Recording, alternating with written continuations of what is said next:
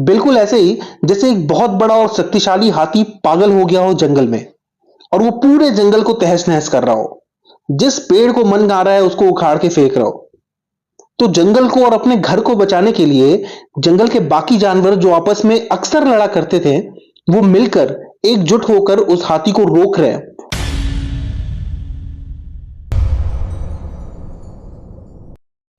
Welcome to मेरी परवाज।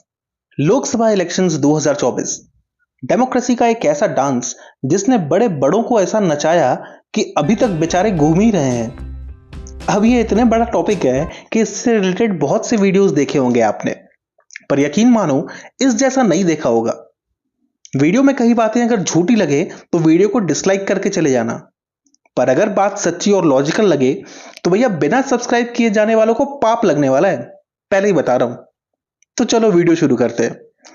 2024 का ये इलेक्शन आने वाले कई सालों तक याद किया जाएगा, क्योंकि इसमें हमने यानी कि भारत की जनता ने वो काम कर दिखाया जिसकी उम्मीद सत्ताधारियों को कतई नहीं थी। और इस मौके पे खास धन्यवाद तो बनता है भैया यूपी के लोगों का, जिन्होंने इमोशनल इंटेलिजेंस का परिचय कुछ इस प्रकार से दिया कि बीजेपी वहां 50% सीट भी सिक्योर नहीं कर पाई। और तो और भगवान श्री राम के जन्म स्थान अयोध्या से भी बीजेपी को खदेड़ दिया गया। तो चलो भैया एक सवाल कर लेते हैं। सवाल यह है कि राम मंदिर का इतना सेंसिटिव मुद्दा अपने फेवर में होने के बाद भी, गोदी मीडिया होने के बाद भी, बिलियन डॉलर्स के मार्केटिंग स्ट्रेटजी होने के बाद भी, इतनी बड़ी पॉलिटिकल मसल होने के बाद भी, सीबीआई ईडी का भरपूर यूज होने के बाद भी, आखिर क्यों मोदी जीत के हारने वाले बाजीगर बन चुके हैं? चलो बताते हैं। चलो धागे खोलते हैं। मोदी को लेके इस बार जनता में बहुत डिससेटिस्फैक्शन था। अब जनता के किसी भी वर्ग से पूछ लो, कोई भी ऐसा नहीं था बीजेपी कार्यकर्ता के अलावा जो एक्चुअल में खुश था मोदी गवर्नमेंट से।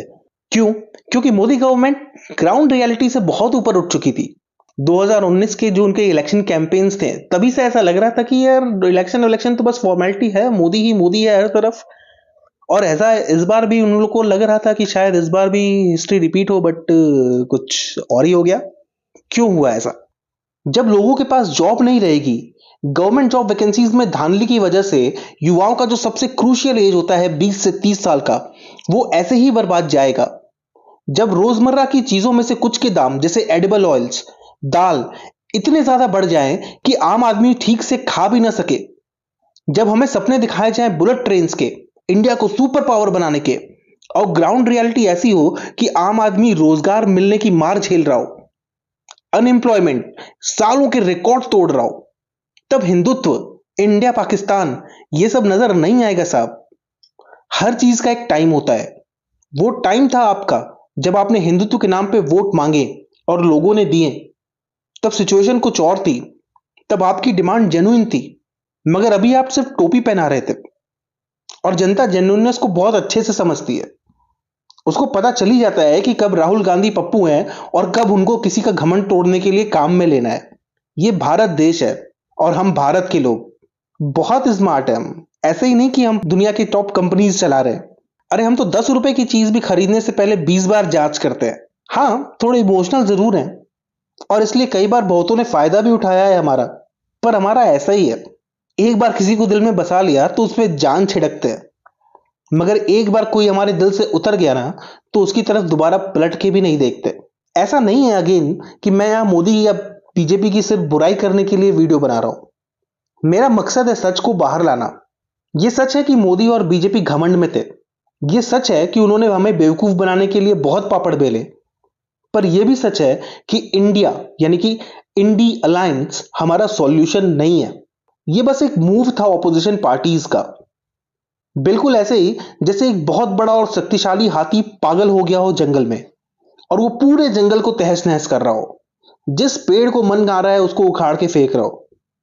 तो जंगल को और अपने घर को बचाने के लिए जंगल के बाकी जानवर जो आपस में अक्सर लड़ा करते थे, वो मिलकर एकजुट होकर उस हाथी को रोक रहे हैं, उसका सामना कर रहे हैं। समझे आप? समझ रहे हो? समझ रहे हो आप? समझ रहे हो ना? नहीं समझे आप। वो हाथी है बीजेपी ऑब्वियसली, और वो जानवर है इंडी अलायंस की पॉलिटिकल पार्टीज। Again obvious. पर सवाल यह है कि वो जंगल क्या है? क्या वो जंगल इंडिया है? नहीं जी, किसी पॉलिटिकल पार्टी को इंटरेस्ट नहीं है देश को बचाने की। वो जंगल हमारे देश का पॉलिटिकल लैंडस्केप है। इन लोगों ने उसमें खुद को बचाने के लिए ये अलायंस बनाया है और ये हमारी यानी भारत की जनता की प्रॉब्लम्स का सॉल्यूशन नहीं है। अगर ये गवर्नमेंट आ भी जाती ना तो बेड़ा गर्क ही होना था हमारा। तो सॉल्यूशन क्या है? सॉल्यूशन है बैलेंस ऑफ पावर। ये इलेक्शन किसी पॉलिटिकल पार्टी की जीत नहीं है, ये भारत के जनता की जीत है, क्योंकि इस इलेक्शन ने बहुतों का ईगो हर्ट किया है। जो लोग खुद को मालिक समझ बैठे थे क्योंकि काफी टाइम से रह रहे थे, उनको ये याद दिलाया है कि बेटा तुम किराएदार हो, असली मालिक हम हैं, जनता। अगर हमने तुम्हें अपने घर में जगह दी है तो वक्त आने पर हम तुम्हें निकाल भी सकते हैं। ये इलेक्शन एक सबक होना चाहिए हमारे देश की सभी पॉलिटिकल पार्टीज के लिए कि ये 2024 है और ये 2024 की स्मार्ट भारत की जनता है। वो दिन लग गए साहब जब आप धर्म और जाति के नाम पे हिंदू मुस्लिम और दलित ये सब कहा करते थे और लोग आपकी बातों में आके वोट दे भी दिया करते थे। आज की जनता आपसे सवाल पूछती है कि आपने हमारे लिए किया क्या है, और अगर आपके पास कोई क्लियर आंसर है ना तो ठीक है, और अगर क्लियर आंसर नहीं है और जनता को सिर्फ टोपी पहनाना चाहते हो तो जनता ने बहुत टोपियां देखी हैं, बहुत टोपियां पहनी हैं और उतार के फेंक भी दी हैं। अगर आप चाहते हो कि ये सबक देश की हर पॉलिटिकल पार्टी तक पहुंचे तो इस वीडियो को ज्यादा से ज्यादा शेयर करो। वीडियो पसंद आया तो लाइक करो और सब्सक्राइब टू अवर चैनल, क्योंकि हमें आपके सपोर्ट की बहुत जरूरत है। Thank you for watching this video and we will see you soon in the next video on reality check series.